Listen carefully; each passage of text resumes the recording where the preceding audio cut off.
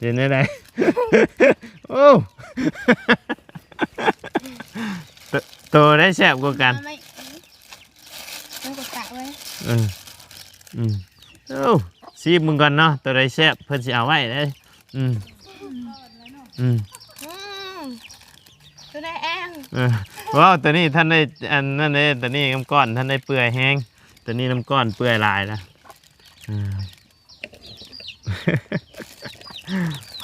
จักสิกินตัวไรบาทนี่โดยสบายดีแม่จ่อคุณลูกบ้าน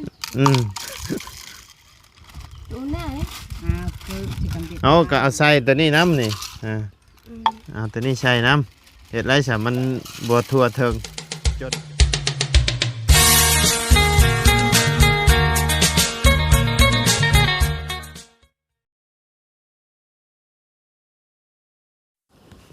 เอาเนาะพี่น้องเลยหลังจากที่ว่าทางมาไล่เข้ามาช่วงเช้าเนาะพ่อแต่ทางน้องของน้องพรเพิ่นพี่น้องไปหาเฮ็ดได้แต่เฮ็ดละโงกเนาะแต่ว่าถามทางน้องอย่างไรลืมชื่อเพิ่นอีกแล้วพี่น้องเลยน้องแถวเพิ่นมาทางเอื้อยเพิ่นสองคนไปหาเฮ็ดเพาะเนาะเห็นได้หน่อยได้หลายเนาะพี่น้องเลยพอกินพอได้นัดกับทีมงานมากินแกงเฮ็ดเด้อมื้ออื่นเพิ่นนะพี่น้องเอ้ยพังเสียงหัวนี่โอ้ยสิไปตายอยู่บ่เนาะบาดนี้พี่น้องเอ้ยเอาก่อนอื่นก็กลับทักทายสบายดีเด้อพ่อแม่พี่น้อง FC เบิร์ดสุขคนเนาะบ่ว่าสิอยู่ในและต่างประเทศก็ยินดีต้อนรับเข้าสู่ช่องบ่ไรคือเก่าพี่น้องเอ้ยไปเดี๋ยวเข้าไปเบิ่งเฮ็ดเพิ่นก่อนพี่น้องเอ้ยใช่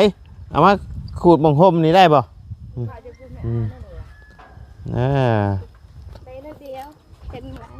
ได้น้อยเดียวโดยสบายดี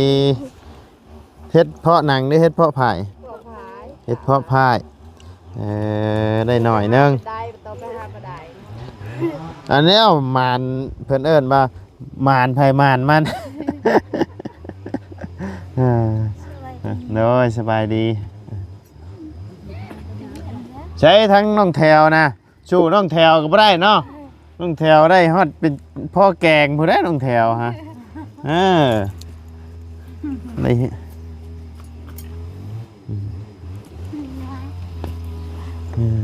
สบายดีโดยแม่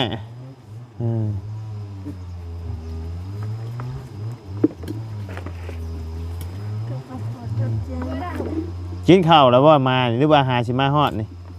กินแล้วมาฮอดตะดนนะ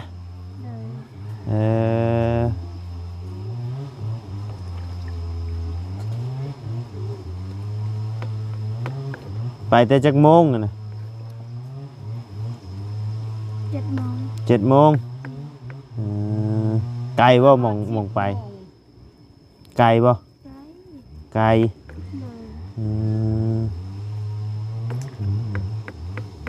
จักโมงแต่ตอนนี้มึงก่อน11 โมงนะ11 โมงสิเที่ยงเลยนี่เอ้ยเนาะ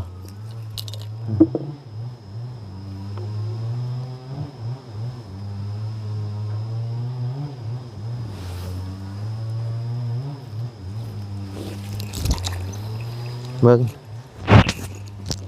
นี่จะเฮ็ดเพาะผายเนาะโมเมนต์บ่ตัวนี้โมเมนต์บ่เฮ็ดเพาะหนังใช่ปะบ่มีจักหลอกเลยต้องเอาบ่วงขูดคักแน่เนาะเบิ่งใช้ทางน้องพรเลยไปใช่ซับน้ำไม้ให้มิโต้โอ้มิโต้เพิ่นจะเอาไปแกงบ่ใช้ไปซับอยู่ใช่น่ะเบิ่งจะเบิ่งก่อนพี่น้องเอาแบบง่ายๆแล้วเนาะเอาอยู่ใกล้ๆนี่เด้อ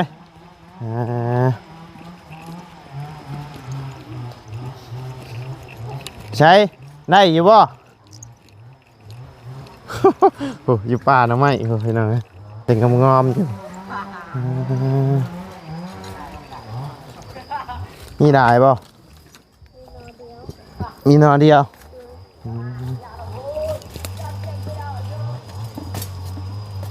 หาเฮ็ดก็บ่ได้ใช่มั้ยติ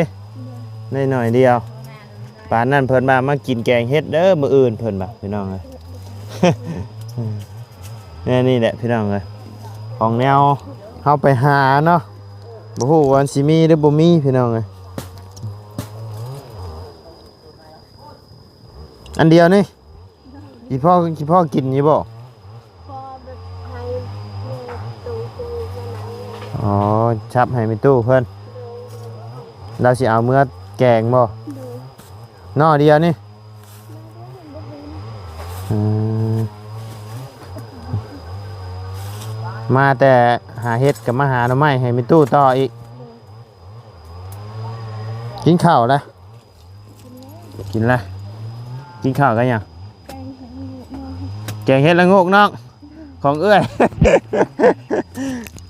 บดชูน้องบ่ได้ช่ำนี่เนาะโอ้ยเฮ็ดละโงกก็บ่ได้บ่เจ้าน่ะบ่ได้เขาว่าแล้วเขาว่าสิชูน้องได้อยู่บ่นี่เขาว่าอาซับหน่อไม้เพิ่นบ่ให้บ่ใช่ แบบน้ำใหม่เพิ่นให้มาสับเลย โอ้หน่อไม้เพิ่นเองบ่ เลย เอออยากกินแกงเนาะ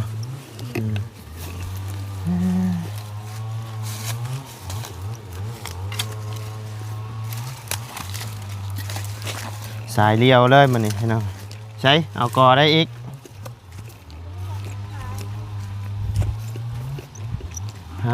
หาง่ายดีนี่เนาะปลูกไว้ข้างบ้านนะ ซับเอาเลยให้น้องโอ้คำเป็นข่อยบ่ฮู้ช่ำได้บ่เป็นหน่อไม้ดำครืออยู่พี่น้องก็ไม้ตายพุ่นแหละตาดีเนาะอาจารย์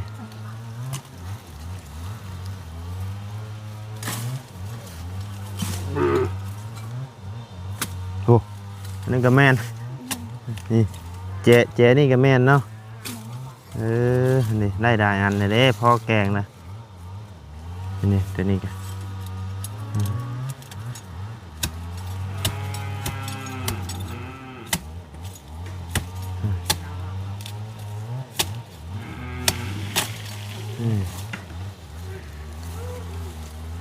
เราในตู้เพิ่นกินจะคนนี่นะ เดี๋ยวแล้วผู้เดียวเราเอาเราอยู่คนเดียวบ่ ได้ ใช่เฮือนเราอยู่ใช่ ถึง ที่เทิงเหรอ เป็นลูกเราอันนั้นเราเคยมานี่เด้คือแบบมันเคยมาจากบาลีเขาขี่รถสไลด์ให้ ไผ ลูกร้านเด็ก ลูกเรา โดย แล้ว จากสไลด์เด็กกับเธอนะ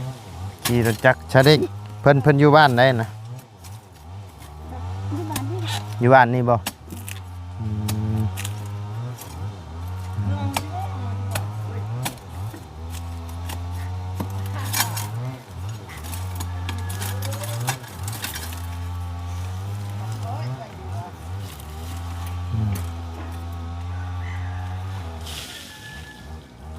บ่ได้ไปทางบ่ได้ไปเสียหญ้าให้บ่มื้อนี้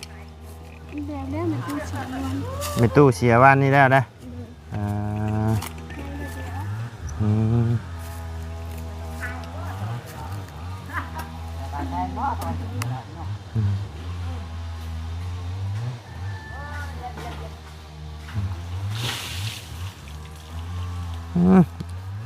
ใช้มาบางระเบิดอยู่แถวนี่ เนาะอยู่ทางเลยนี่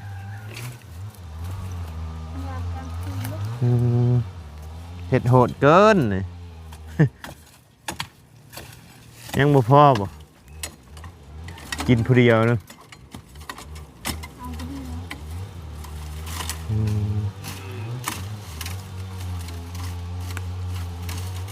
เสียมได้สิหักก่อน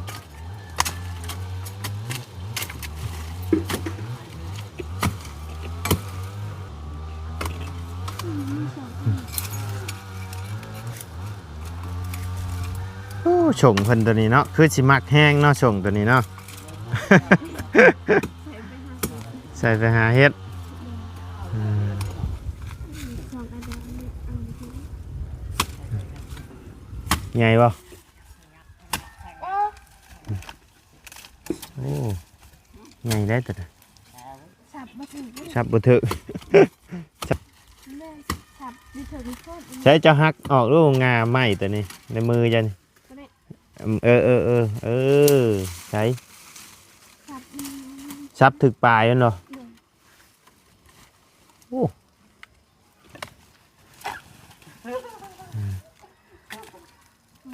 อืมได้แต่ปลายมันเหงาได้ครับอืมเรียบร้อย ขาดด้วย ฮะ ขาด โยน้ำเกาะก็ขาดเลย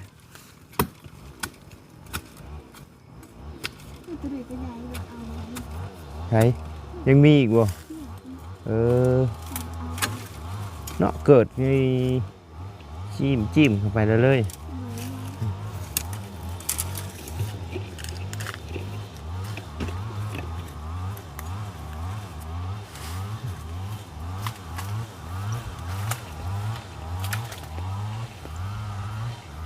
วาวมาอาบน้ำเนาะ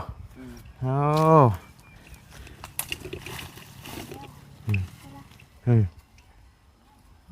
บาดนี่ก่อนเอาไม้บ่ให้มือแล้วบาดนี้ จองไว้แล้วบาดนี้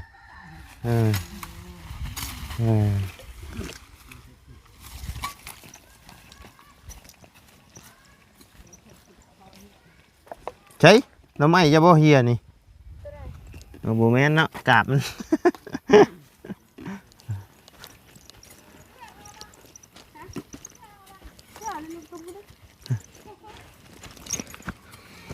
ได้แล้วเพราะอะไรเราอะ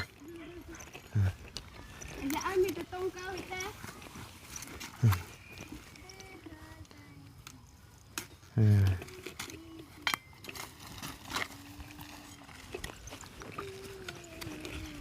โอ้นังแถวเพิ่นอาบน้ำเลยเนาะอาบไปไวเด้อแล้วหรือเปล่าทางนี้โอ้มาทางนี้แล้วเลยเนาะ มีแต่ตรงเก้าอีกแล้ว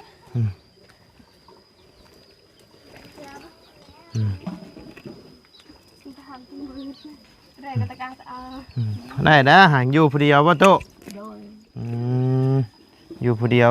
พ่อกินอยู่ดอกช่ำนี่เนาะ โดย เอาไปต้มหรือเอาไปแกง จะมาได้เลยทหารอยู่ บูมี่อย่านางบ่ใช่ทางนี้ นี่ไปหาอยู่ป่า โอ้เอาอยู่ป่าเพิ่น ล่างล่าง เจ้เฮือนเป็นตู้อยู่ใช่ โดยพื้นเนื้อพื้น อยู่เหนือพ่อ โดย อืม ทุกคนชอบไปเลย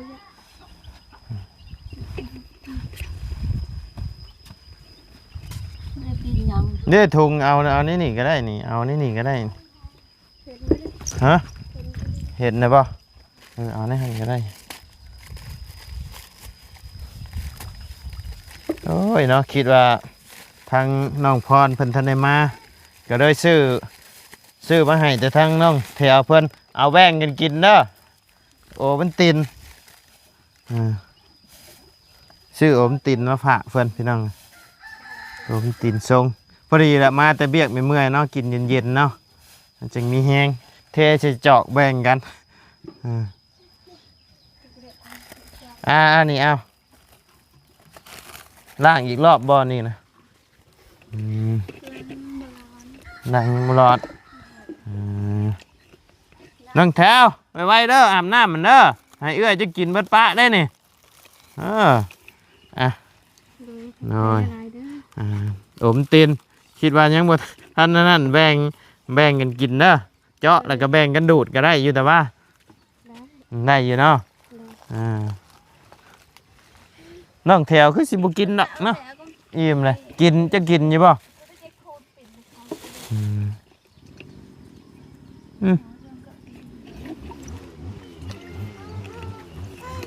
ไปแต่เช้าจนมาจนเที่ยงเนาะได้อยู่ชำนี้พี่น้องนะ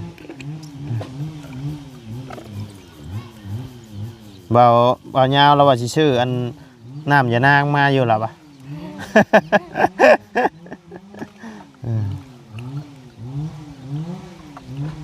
ชื่อน้ำยานางมาแกงหรอปะ เห็นหมูไปหาหมูได้หลายหมดตัวไปบ่ได้ แม่นอันอ้ายไปบ้านตัวบ้านน้อยมื้อน่ะเพื่อนผู้เพิ่นตาบอดนะหญ้าแล้วนะผู้ใดเต็มกระตาบักหลายนึง ไปนี่เด้เห็นแต่หมูเอา อยู่พี่ก็มีโคกเนาะอยู่พี่ก็เนาะ โดย เพิ่นคิดว่ามีเป็นป่าเป็นดงนะ โคกมันก็อยู่ทางนี้ อื ป่าม อยู่ทางนี้ ดงอยู่พี่เนาะ โดย ดงนี่ไปทางไห้จ้ะพี่เนาะ โดย อืมเลย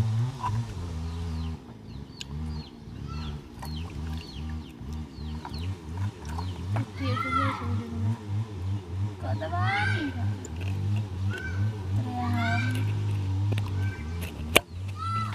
ไปกัน2 คนนี่บ่ โดย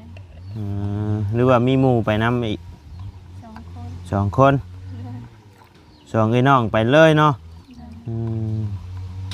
ตื่นไปเลย ตื่นไปเลย ขนาดไปเลยเด้อนี่เนาะ น้องในน้องแถวว่าตื่นมาทันแบบไปน้ำดังได้เฮ็ดอะโงกมาแกงบ่เจ้าไปก่อนชงใจไปมืดเนาะบ่เห็นเฮ็ด ไปมืดแล้วบ่เห็นเฮ็ดพี่น้องเอ้ยทั้งน้องแถวเพิ่นไปน้ำดังแล้วเพิ่นไปตอนแจ้งแล้วเพิ่นเห็นเฮ็ดแต่ว่ามันบานเบิดเลยเนาะเฮ็ดอะโงก โดย อืม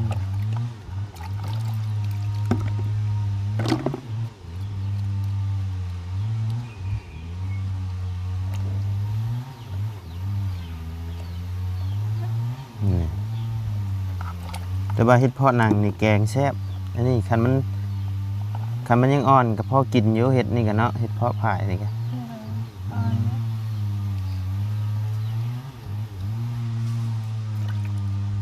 ก็มีคนได้ด่าอยู่บ่อยู่ในบ้าน มีแบบตอนหมูไปหาตอนนั้นคือว่า อืม ได้ยินเป็นตัวเพิ่นได้หลายเป็นถ้วย อื นะ ม ถึงกระยังกระยอย อืม ไปกินแล้วก็จะไปแล้ว อืม อาจจะกองไปนี่บ่ได้ เจ้าของไปบ่ได้ โดย อืม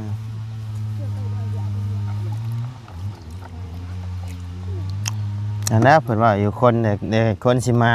ไปไปขี่กับพ่อเฮ็ดคนดวงช่วยไปหาเฮ็ดกับพ่อขี้เพิ่นยังว่าอยู่ ก็ได้อยู่เด้นี่ก็ได้พอกินอยู่ดอกไม่ได้เติบโยนี่ประมาณถ้วยน้อยหนึงเนาะแกงเพิ่มใส่พักใส่หยังไปก็ตักก็สิได้อยู่ดอกประมาณถ้วยหนึงโดยแม่โอ้น้ำก็มาตักเอาอยู่พี่บ่ตักเอาได้นี่บ่โอ้โดยอ่าโดย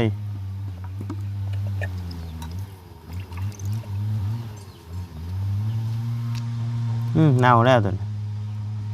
จุดที่เติมเลยนะเดี๋ยวนะแล้วก็ยังเลยก็ เพิ่นมาแช่น้ำเกลือแต่ล่างมันออกง่ายเพิ่นว่าแม่นบ่มาฮู้บ่ได้ยินทางลุงเฮิมแล้วเว้าได้แล้วว่าแช่ใช้น้ำเกลือแล้ววะแล้วก็ฮ้อนใส่สวิงแล้ววะออกคักเป็นหยังแล้ววะอยู่พี่ยังบ่เคยเนาะบ่ซ้ำเจ้าซ้ำเนาะ เฮ้ยพี่เจ้ามานั่งอยู่พี่เจ้ามันมานั่งอยู่นี่มานั่งอยู่กลางนั่งอยู่หันแล้วใช่บ่เห็นหน้าครับสู่น้องแถวก็บ่ได้สองเอื้อยน้องเพิ่นน้องแถวไปน้ำดังมาแกงถ่ามาก็ได้กินแกงเฮ็ดน้องแถวหันเนาะน้องแถวมานได้น้องแถว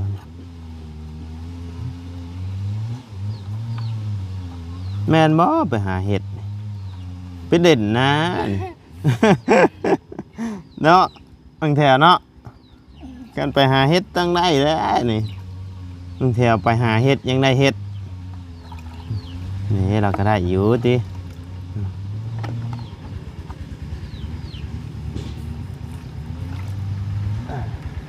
ทั้งนี่เพิ่นตัดไม้แก่ไปขายบ่ทั้งนี่คือจังว่าเห็นเพื่อนรถยาวคักแท้ เลย อืม แบบเพื่อนล้างจานก็เล่าเห็นไหม เออเพิ่นเป็นช่างไม้บ่เพิ่นเป็นช่างเฮ็ดเฮือนบ่ ก็ถ้าเห็ดไม่ให้ซื้อ โอ้เฮือนดังนี่บ่ เลย เพิ่นคิด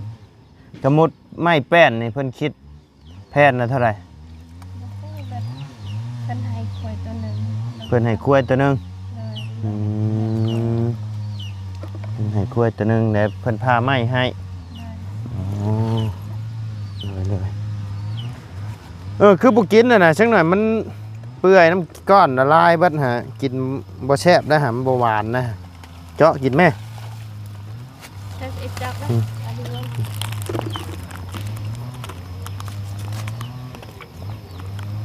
แต่มืออื่นกินแกงเห็ดมืออื่นกินแกงเห็ดกินแกงเห็ดเด้อ เนี่ยก็แกงเฮ็ดนี่เพิ่นมาถามก็เจ้าก็แกงไว้ให้เพิ่นโดดเนี่ยแกงเฮ็ดว่าสิกันเพิ่นว่าน้อยแท้เอ้าแกงเฮ็ดบ่ล่ะว่าสิเด้อก็แกงเฮ็ดเขาบ่ได้บอกว่าสิได้น้อยได้หลายว่าสิเด้อแต่เพิ่นถามเด้อ นี่แกงเฮ็ดนะขนาดใช้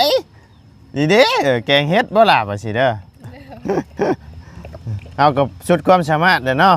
อยากให้เพิ่นก็ไปแต่เช้าๆพี่น้องก็อยากให้ได้กินเนาะ เลย แต่ก็มันบ่มีพี่น้องก็ไปบางเทื่อก็ไปบ่ทันหมู่ซ้ำพ่อแต่พอกหมู่เอาเนาะเนี่ยนี่แหละการไปหาพี่น้องเลย ก็ไปล้างเกลือแล้ว อืมผู้ใด จั เพิ่ บ น ไว้ด้วยแบ่งไว้แถว ผู้ใดเพิ่นตื่นแต่เช้านี่ก็ป้า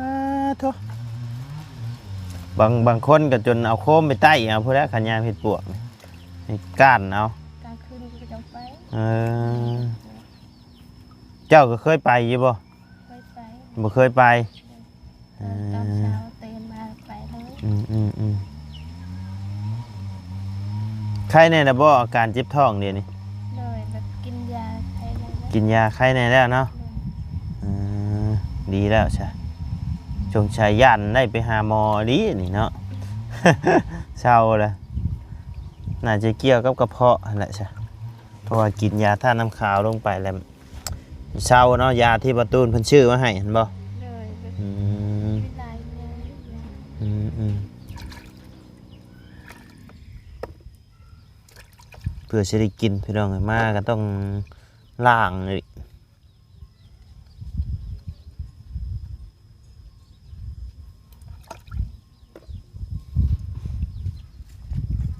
มาก่อนหมู่เลยมื้อนี้บาสิมากินแกงเห็ดเพาะก่อนหมู่ รถจักรมาเลยพี่น้องสายเลี้ยวเลยมื้อนี้มาบ่พ่อสาพรเพิ่นว่าสิให้เพิ่นพาออกไปเบิ่งสวนพี่น้องเอ้ย ได้ด้วยนี่ก็ได้ ได้บ่ เลยได้ อื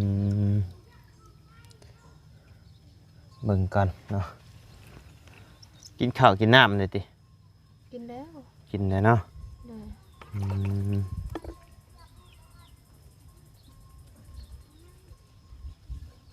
ไก่บ่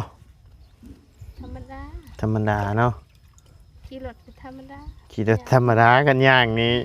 โย่เลยเนาะ กันขี่รถนี่ก็โย่แล้วละพี่น้องและเอารถจักรมาเยอะนี่ขี่ช้อนกันไป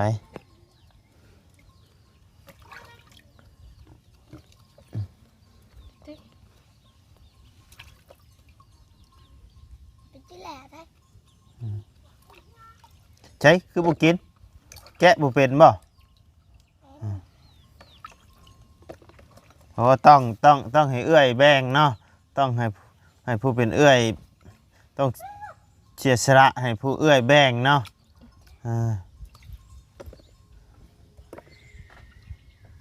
เคยกินอยี่บ่น้ำโอมติน เคยอยู่ดอกเนาะน่าจะเคยอยู่ดอกเนี่ยไป ติมได้ซื้อ ฮะ แต่บางเห็นแม่ซื้อมีแต่เป็นทอง เป็นช่องเห็นบ่ เลย เป็นช่องมาชงกินบ่ เลย อ่า ว่าเลือดที่เราถ้าได้กินมีแต่ยาม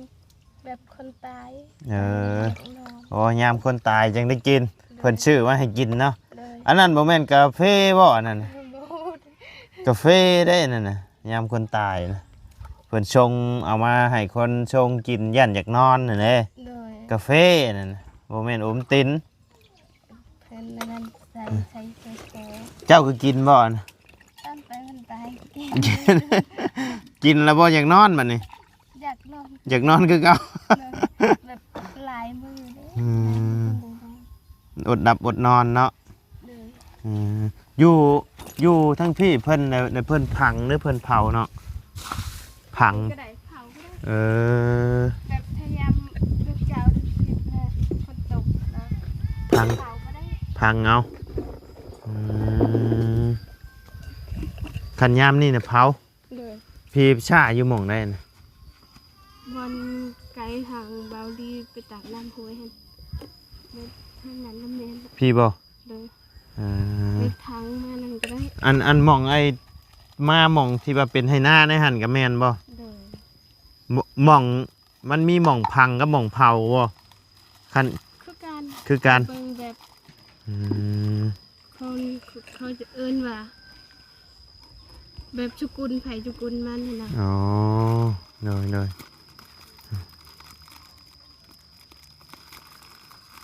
อืม คือสิเมื่อยเนาะไปหาเห็ดไก่บ่หม่องไปหาเห็ดน่ะ ได้ เออ ที่ไม่แบบ เอาออกก้อนถุงยางสีกด้วย ไม่บ้างจะเติมเลยจะเติมซื้อ เอายังเติมมาสิไปหามาเติม บ่ เห็ดอะไรเนี่ยเฮ้ยขาดเลย มันเปื่อย เอ็นไม่จังไหม ผมตินใครเขย่าก่อนฮะมันลงมาก้นมันเลยโอ้น้ำตาลมันลงมาทั้งก้นเลยเขย่ากันอย่าเขย่าแห้งนะแตกปัวเลย แตกไม่ได้กินใช่เนาะ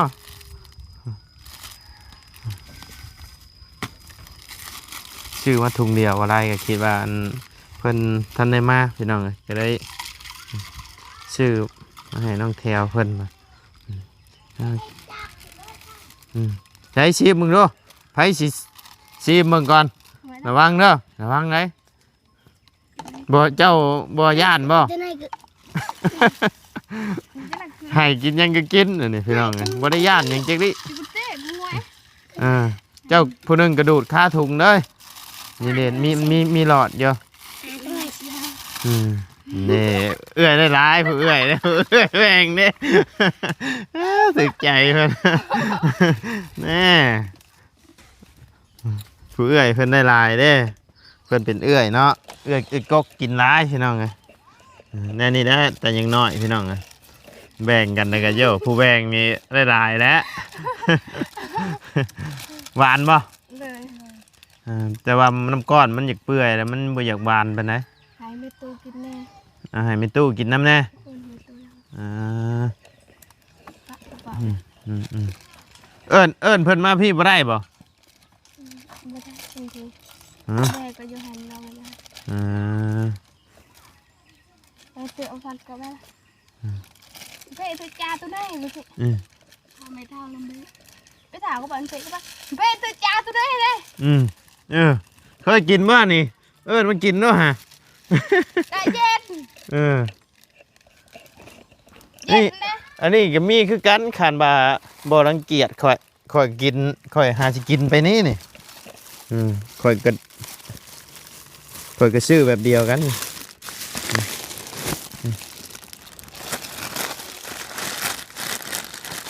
แต่ว่าน้ำก้อนมันอยากเปื่อยได้ตัวนี้เอาวะ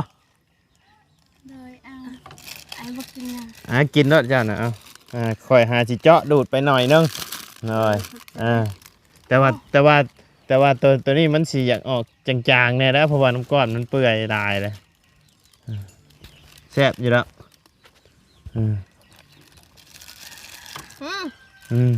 เดี๋ยวนี้ได้ โอ้ตัวได้แซ่บกว่ากันมันก็ตะไว้โอ้ซีมึงก่อนเนาะตัวได้แซ่บเพิ่นสิเอาไว้ได้ตัวได้แอง ว้าวตัวนี้ท่านได้อันนั่นเลยตัวนี้น้ำก้อนท่านได้เปื่อยแห้งตัวนี้น้ำก้อนเปื่อยลายนะ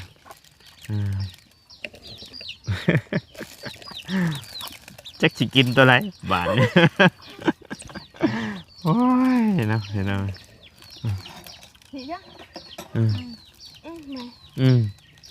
ตัวนี้มันจางเจ้ากินแล้วก็กินตัวนี้เพิ่นหู้เลยเนี่ยหานสลัดขนาดเนาะเจ้ากระแทกน้ำเพชร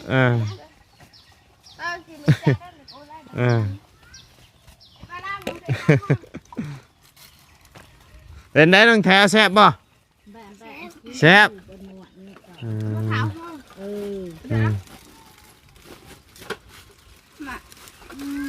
ไข่หวยทุกที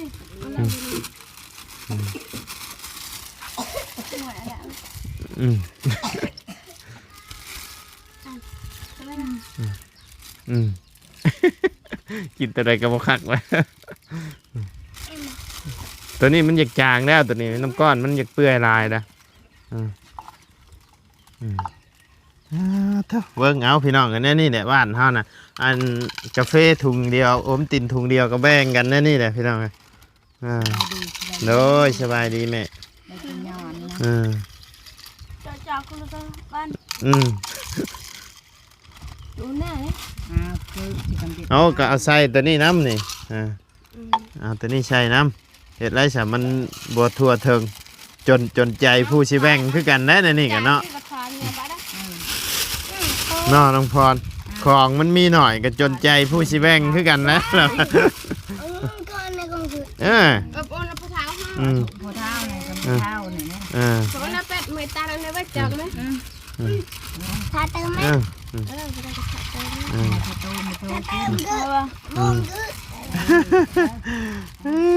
นะเห็นไหมคักนี่นี่เอามือหน่าชื่อมาฝากไหมเอามาอีกแล้วคนนี้กันอันนี้กับลูกอันนี้กับลูกชายบ่นี่ฮะลูกหล่าบ่คนนี้โอ้เอาสบายดีแล้วด่าเด้อสบายดีเด้อมาจะใช้น่ะมาจะเล่น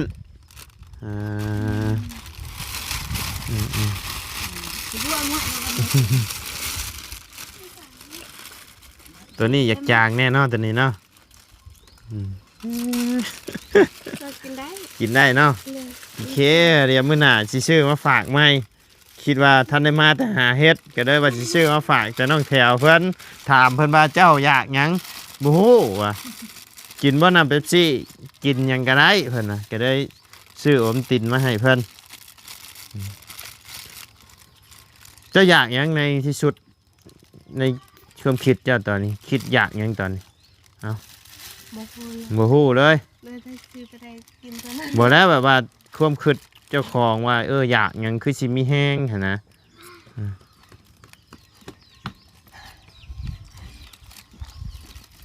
กินแบบนี้ก็ไม่แห้งกินแบบนี้ก็มีแห้งเนาะสงสัยมักแบบนี้ มักเนาะแบบนี้เนาะมักเท่านั้นขนมกับแบบบะไลชื่อมากกับมักเพิ่นว่าแซ่บเนาะตัวนั้นเนาะ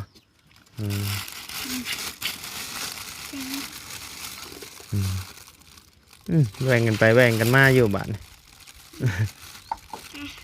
โอ้เอื้อยเสียสละให้บ่บัดนี้อิ่มเลยเนาะ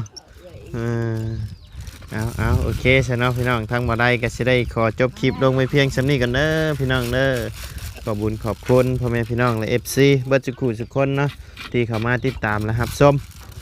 นี่เด้มาอีเพิ่นมาเมื่อวานนี่พี่น้อง40อันนี้50เอาโอเคซะเนาะล่ำลาเด้อพี่น้องเด้อสบายดีเด้อโดยสบายดี เนยไปพี่น้องเอ้ยพบเจอกันในคลิปหนะ